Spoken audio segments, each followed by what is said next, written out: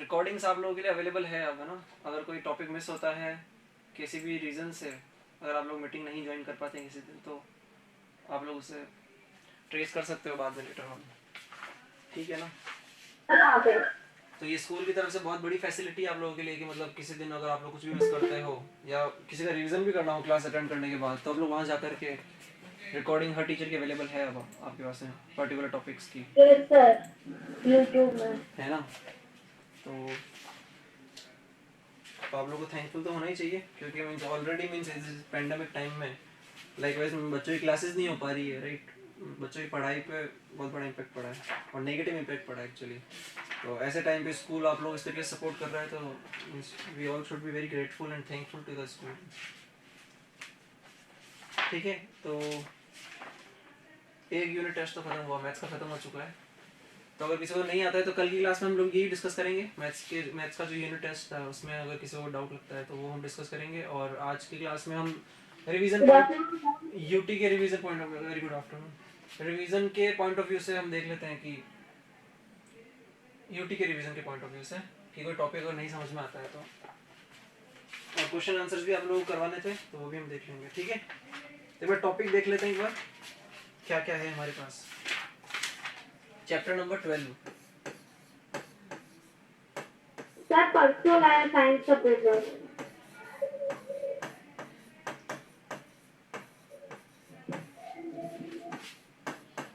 Motion and time. तो पहले बात कर चुके हैं कि ये आप लोगों के higher classes point of view से मोशन एंड टाइम चैप्टर जो बहुत ही इंपॉर्टेंट टॉपिक है, ठीक है। एक तरीके से बेसिक पढ़ रहे हैं हम, काइनेमैटिक्स मैकेनिक्स जो ब्रांच निकलती है फिजिक्स की 11th में, तो आप लोग वहाँ पढ़ोगे। तो अगर यहाँ नहीं पढ़ोगे फिर वहाँ स्टार्ट करोगे, तो यहाँ बेस क्लियर रखो, वहाँ पे इतनी प्रॉब्लम नहीं आएगी, ठीक है। 9th 10th में तो ऑब्वियसली आता है ही है मोशन एंड टाइम। सबसे पहले मोशन हमने देख लिया था, फिर देख लेते एक बार रिवीजन को शॉर्ट में जल्दी जल्दी। मोशन एंड रेस्ट, ठीक है। डेफिनेशन वाइज हमें पता है कि मोशन में क्या होता है, स्पीड, वेलोसिटी नहीं, स्पीड रखिए अभी के लिए आप लोग। Speed is not equal to 0 और रेस्ट होता है जो हमारी स्पीड होती है वो 0 होती है, मतलब कि कोई भी ऑब्जेक्ट जो है वो रुका हुआ है। ये तो बिल्कुल बेसिक सा था, इसमें तो किसी को डाउट होगा नहीं। अगला हमने देख लिया था कि फास्ट और स्लो मोशन। फास्ट और स्लो मोशन को हम वैसे तो डिफाइन कर लेंगे कि ये मोशन फास्ट है, जैसे कि कोई टॉर्टोइज अगर चल रहा है, कछुआ अगर चल रहा है या स्नेल अगर चल रहा है तो उसको हम स्लो मोशन में कैटेगराइज करते हैं। लेकिन अगर कोई कार अगर बहुत तेजी से चल रही है या कोई रनर है वो बहुत तेजी से चलता है तो वो फास्ट मोशन में आएगा, तो वो तो कोई है नहीं।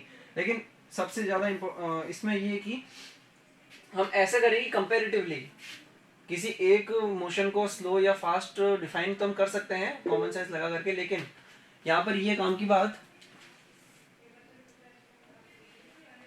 ना, ये चाहो तो मेन कॉपी में तो नहीं लिखना है ये, अगर आप लोग चाहो तो। कोई बच्चा पूछ रहा है कि सर ये लिखना है क्या, तो ये कोई पेन वाला पेपर ले लो या रफ में रिवीजन डाल करके कोई करना चाहे तो कर लीजिए, ठीक है। ये आज का रिवीजन है आप लोगों का यूनिट टेस्ट में जो चैप्टर आ रहा है उसका। तो कंपैरेटिवली बात करेंगे वहां पर तो ज्यादा आसानी हम लोगों के लिए रहेगी, ठीक है।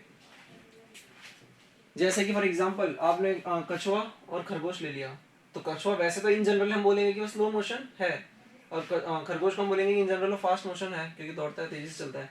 तो लेकिन अगर हम कंपैरेटिवली बात करेंगे तो वहां पे ज्यादा क्लैरिटी रहती है फास्ट और स्लो मोशन को लेकर के, ठीक है। कि कछुआ जो है वो धीरे चलता है रैबिट से, या रैबिट जो है वो तेज चलता है कछुए से, इस तरीके से। तो हमने बात कर ली थी रिलेटिव मोशन की, हम लोगों ने बात कर ली थी रिलेटिव मोशन।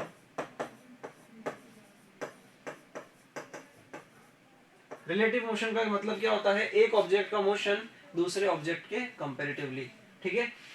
फॉर एग्जांपल मान लीजिए कि ट्रेन चल रही है, ट्रेन के अंदर एक पर्सन बैठा हुआ है और ट्रेन के अंदर ही दूसरा पर्सन बैठा है, तो वो जो पहला वाला पर्सन है वो मोशन में है या नहीं है उस दूसरे पर्सन के रेस्पेक्ट में जो खुद ट्रेन में बैठा हुआ है। अब ट्रेन की स्पीड जो भी क्यों ना हो, पहला पर्सन और दूसरा पर्सन भी तो उसी सेम स्पीड से आगे ट्रेवल कर रहे होंगे क्योंकि वो लोग ट्रेन के अंदर बैठे हुए हैं, ठीक है। तो पहला पर्सन जो है वो रेस्ट में है, किसके कंपैरेटिवली, किसके रेस्पेक्ट में, सेकंड पर्सन के रेस्पेक्ट में। सेकंड पर्सन के रेस्पेक्ट में पहला पर्सन रेस्ट में है, क्योंकि दोनों सेम स्पीड से जा रहे हैं तो दोनों को लग ही नहीं रहा है कि हम दोनों मोशन में हैं, क्योंकि एक दूसरे के लिए तो वो दोनों रेस्ट पर हैं, ठीक है। और वहीं अगर कोई पर्सन बाहर खड़ा होकर के किसी स्टेशन पे, ट्रेन से बाहर स्टेशन पे खड़ा रह करके मान लीजिए अगर ऑब्जर्व करता है कि उस पहले वाले पर्सन को जो ट्रेन के अंदर बैठा है, तो क्या होगा मोशन में होगा वो।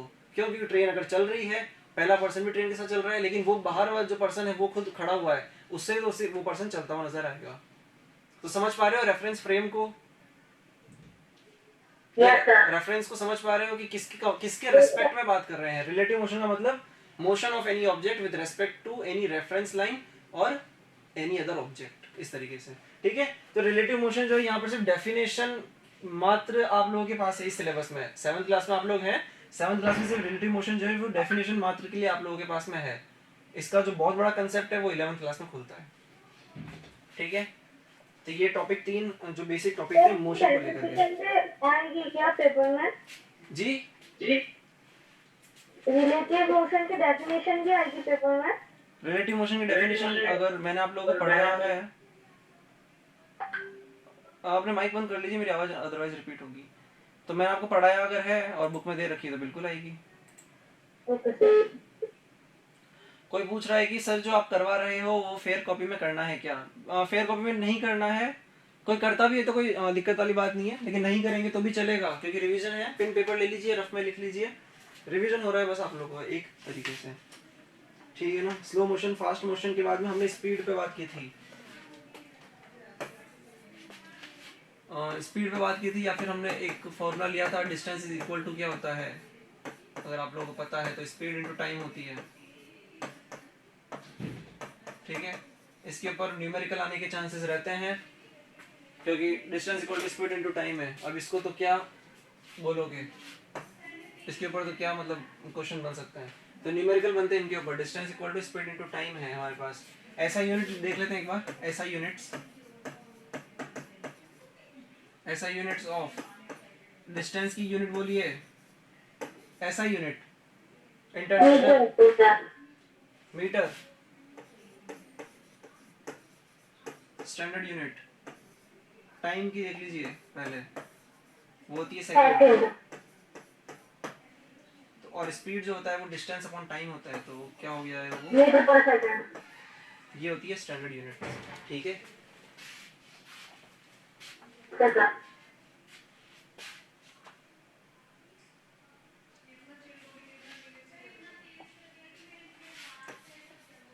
लाइट की स्पीड, क्योंकि स्पेशली आपकी बुक में मेंशन है स्पीड ऑफ लाइट, अगर मीटर पर सेकंड में निकालना चाहते हो तो वो होता है 3 × 10 की पावर 8। ये पावर वाला कंसेप्ट आप लोग समझते हो सभी, पावर वाला कंसेप्ट 10 की पावर 8 है वो। किसे पावर नहीं आती है, किसे पावर एक्सपोनेंट वाला टॉपिक नहीं आता है, जल्दी बोलिए सबको आता है। Sir power is equal to square, power is equal to square नहीं होता है, या फिर इसे ऐसे लिख लो कोई दिक्कत नहीं है। ये हो जाएगा आप लोगों का क्या 3000 लैक्स, 3000 लैक्स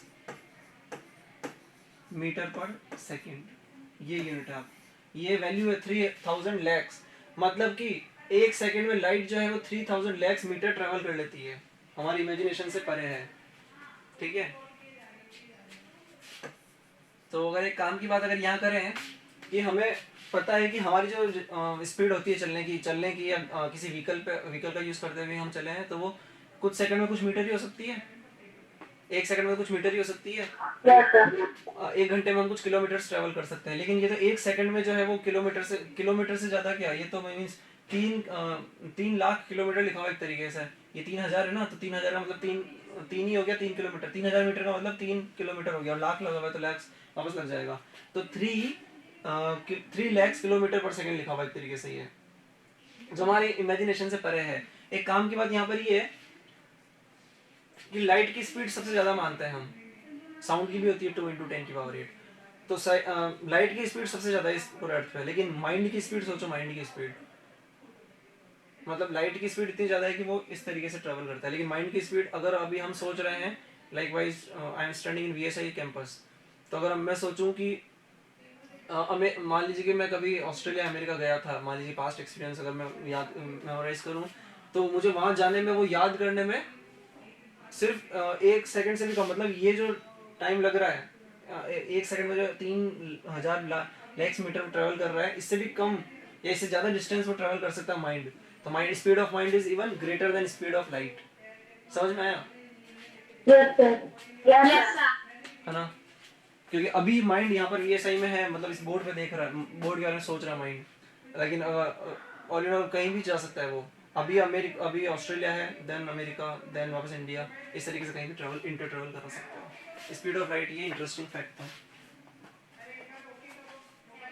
और न्यूमेरिकल आप लोग कर सकते हैं, कैलकुलेशन ऑफ स्पीड, न्यूमेरिकल इसके ऊपर आते हैं, वो टॉपिक पीछे चला गया है। आगे देख लो यूनिफॉर्म और non uniform, uniform non uniform motion.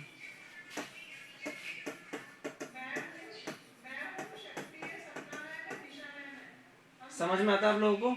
Uniform motion का मतलब कि स्पीड चेंज नहीं हो रही है, सेम टाइम में सेम डिस्टेंस ट्रेवल करेगा, या सेम डिस्टेंस और सेम टाइम में ट्रेवल कर रहा होगा।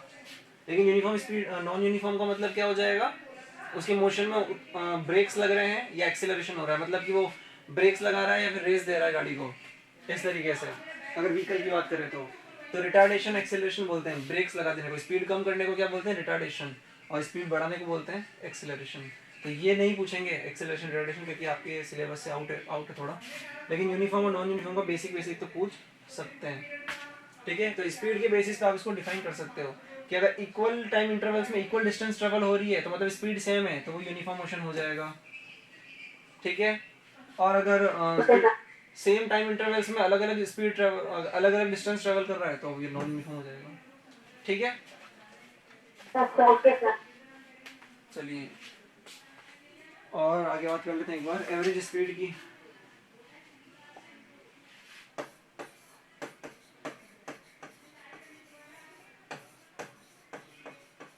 एवरेज स्पीड क्या होता है?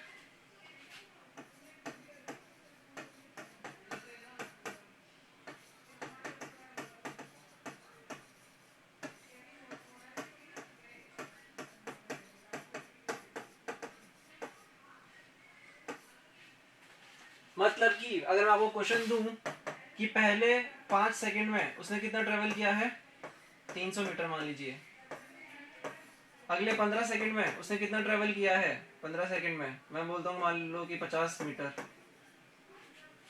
और अगले 100 सेकंड में उसने कितना ट्रेवल किया है, मान लीजिए बोलता हूँ कि 100 मीटर ही ट्रेवल किया उसने। तो अब क्या करना है, अब मैं आपको पूछूंगी एवरेज स्पीड निकालो। एक तो हो जाएगा कि आप इसकी स्पीड निकाल लो S1, यहाँ निकाल लीजिए S2, और यहाँ निकाल लीजिए S3। ये स्पीड हो गई, ये अलग अलग टाइम अलग अलग फ्रेम्स की स्पीड हो गई, अलग अलग पोर्शन की स्पीड हो गई है। लेकिन मैं आपको बोलूँ कि इसकी कंबाइंड स्पीड निकालो, तो कैसे निकालोगे, इसको बोलते हैं एवरेज स्पीड, एवरेज स्पीड बोलते हैं उसे। तो एवरेज स्पीड जब निकालोगे तो क्या करोगे, ऊपर टोटल डिस्टेंस आती है 300 मीटर प्लस 50 प्लस 100, तो ये हो जाएगा आपका 450 मीटर। यूनिट का ध्यान रहे, किसी भी स्टेप में यूनिट को मिस मत करना। कुछ न्यूमेरिकल कर रहे हो तो यूनिट का स्टार्टिंग से लिखते हुए चलो, कन्वर्जन करना है कर दो, कोई दिक्कत नहीं है, लेकिन यूनिट ऐसा नहीं कि ऊपर तो ऊपर लिख दिए एक बार और लास्ट में लगाएंगे नीचे जा करके और बीच में कन्वर्जन कर रहे हो, तो वहाँ पे आंसर गड़बड़ आने की, गलत होने के चांसेस रह जाते हैं फिर। तो 450 मीटर, और टाइम हमारे पास में कितना है total time, 5 second, 15 second, 100 second, तो ये बनता है आपको 120 सेकंड। ठीक है, 0 से 0 काट दो, 45 है, 12 है, 3 की टेबल से कटिंग हो जाएगी, को प्राइम में कन्वर्ट कर दो, डेसिमल में कन्वर्ट कर दो चाहो, डेसिमल में कन्वर्ट कर दो चाहो तो, लेकिन आंसर आ जाएगा। चलिए आगे चलते हैं एक बार। Time important topic. टाइम की बात हमने की थी, क्या होता है time, interval between any two events या gap between any two event, ये टाइम की बात हमने की थी। उसके बाद यूनिट्स ऑफ टाइम, बहुत सारी यूनिट्स होती है हमारे पास में टाइम की। सबसे बेसिक यूनिट सेकंड, और वो स्टैंडर्ड यूनिट होती है। उसके बाद मिनट, देन आवर, ऐसे करते करते डे, देन हमारे पास मंथ होता है, लेकिन मंथ को जनरली हम यूज नहीं करते क्योंकि मंथ वेरी करता है वैल्यू में। मतलब कि किसी मंथ में जो है 31 दिन होते हैं, किसी में 30 होते हैं, किसी में 28, किसी में 29। तो इस तरीके से वेरी करता है तो हम क्या करते हैं, उसे मंथ को इग्नोर मारते हैं हमेशा। ईयर, ईयर्स होती है, इसका डिकेड होता है हमारे पास में, ये सब बुक में मेंशन है। Century. सेंचुरी होता है हमारे पास में, और मिलेनियम, राइट, Millennium. इस तरीके से। तो ये इंटर कन्वर्जन पे क्वेश्चन आने के चांसेस होंगे, और ये हमने क्वेश्चंस कर लिए बहुत सारे, ठीक है। रिवीजन में आगे चले हैं तो हमारे पास में एंशियंट हमने देखा था, एंशियंट, लेकिन एंशियंट क्या, एंशियंट मतलब एंशियंट घड़ी, पुरानी घड़ियां। एंशियंट क्या बोलेंगे, tools, Ancient tools through the time. हाँ जी, Ancient tools to measure time. Ancient time measuring tools, हाँ मैं वही लिख रहा था। तो इसे आप लोग भी लिख रहे हो तो ठीक है, नहीं समझ रहे हो तो भी याद रखना। एंशियंट टाइम मेजरिंग टूल्स, पहला होता था सनडायल हमारे पास में, ये तो Sundial. ठीक है। और पॉपुलर सनडायल कौन सा है हमारे पास में, जंतर मंतर इन जयपुर। Yes. Yes, sir. और दूसरा हमारे पास में हो जाएगा क्या, Hourglass. आर ग्लास, ठीक है। आर ग्लास का क्या करते थे हम, वो इस तरीके से बनता था, यहाँ होल होता था, यहाँ पे हम लोग मिट्टी भरते हैं, जब तक ये वो मिट्टी पूरी खाली ना हो जाए तब तक हमारा वो इंटरवल चलता रहता था, उसको फिर हम फ्लिप कर देंगे ताकि फिर वो मिट्टी फिर ऊपर की तरफ आ जाए, इस तरीके से, ठीक है। Water clock. हाँ जी, Water clock multiple. हाँ ये आपका इंटरेस्टिंग फैक्ट में जो बुक में दे रखा है पेज नंबर 177 पे, कि इलेक्ट्रिसिटी करंट की स्पीड कितनी होती है वायर्स में, और नर्व की स्पीड कितनी होती है, वो भी चेक कर लेना आप लोग। इंटरेस्टिंग फैक्ट को मत छोड़ा करो, क्वेश्चंस बनने के चांसेस वहां से भी होते हैं। टाइप्स ऑफ मोशन देखे थे हमने, टाइप्स ऑफ मोशन, लेकिन मैंने क्योंकि आप लोगों को नोट्स नहीं किए भेजे थे, क्योंकि ये स्टूडियो पे हम लोग स्विच होने वाले थे तो नोट्स नहीं भेजे थे, लेकिन बुक से हम लोग पढ़ सकते हैं, क्योंकि ये जो बुक है आप लोगों की जो स्कूल ने आप लोगों को सजेस्ट की है तो काफ़ी सही बुक है।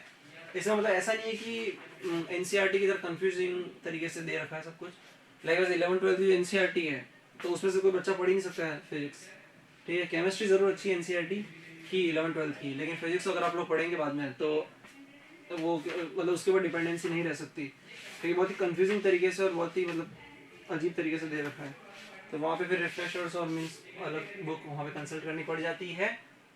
तो यहाँ पे ये बुक आप लोगों के लिए सही है। तो टाइप्स ऑफ मोशन नहीं है तो ठीक है, याद ना रखो तो कोई दिक्कत नहीं है, लेकिन पीरियोडिक मोशन भूलना मत। पीरियोडिक मोशन के बारे में समझा रखा है उसने, जो क्या होता है, पीरियोडिक मोशन क्या होता है, एक जगह से घूम के वापस उसी जगह पे आ जाती है। एग्जैक्टली जो मतलब हाँ, हर एक फिक्स्ड कांस्टेंट टाइम पीरियड में रिपीट होता रहता है मोशन, इस तरीके से, ठीक है।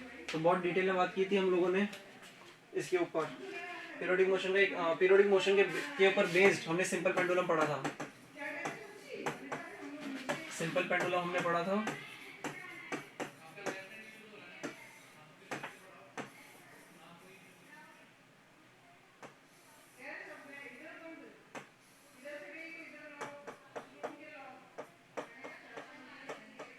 ठीक है। Yeah. और इससे रिलेटेड जो हमारी जो कुछ टर्मिनोलॉजीज थी वो हम लोगों ने पढ़ ली थी। ए पहला टाइम पीरियड, दूसरा ऑसिलेशंस, बुक में दे रखा है सब कुछ, घबराने की जरूरत नहीं है, नहीं आता है तो व्हाट्सएप पे कंसल्ट करिए। अब क्लासेस ही अटेंड नहीं किए तो फिर उसका तो कोई इलाज नहीं है, कम से कम बुक पढ़ना शुरू करो, कुछ ना होने से कुछ होना बेहतर है। तो अभी पढ़िए, कम से कम यूनिट टेस्ट में कुछ परसेंटेज ग्रुप अच्छे जाओगे, ठीक है। तो time period, oscillation, length and amplitude की बात हमने की थी इस टॉपिक में, ठीक है। यूनिट्स ऑफ टाइम आप लोग कर सकते हो। एक आखिरी टॉपिक और था हमारे पास में, वो ये graph of distance time graph और स्पीड ग्राफ, दो ही ग्राफ पढ़े थे हमने। अगर कांस्टेंट स्ट्रेट लाइन आती है, ऐसे स्ट्रेट लाइन आती है, तो क्या होता है वो यूनिफॉर्म मोशन। Uniform motion. ठीक है, मतलब कि टाइम आता है हमारा एक्स एक्सिस पे, डिस्टेंस आता है वाई एक्सिस पे, ओरिजिन, और मतलब कि वो क्या शो करता है ये, अगर आप लोगों को सेम टाइम इंटरवल लिया है तो सेम डिस्टेंस, अगर सेम टाइम इंटरवल लो तो सेम डिस्टेंस ट्रेवल आपको होती हुई नजर आएगी। इस तरीके से यूनिफॉर्म मोशन का ग्राफ जो होता है वो स्ट्रेट लाइन कंसिस्ट करता है। और यहाँ पर वही सेम डिस्टेंस टाइम लेते हैं हम, लेकिन नॉन यूनिफॉर्म की बात करते हैं एक बार, तो उसमें क्या होता है, जल्दी बोलिए।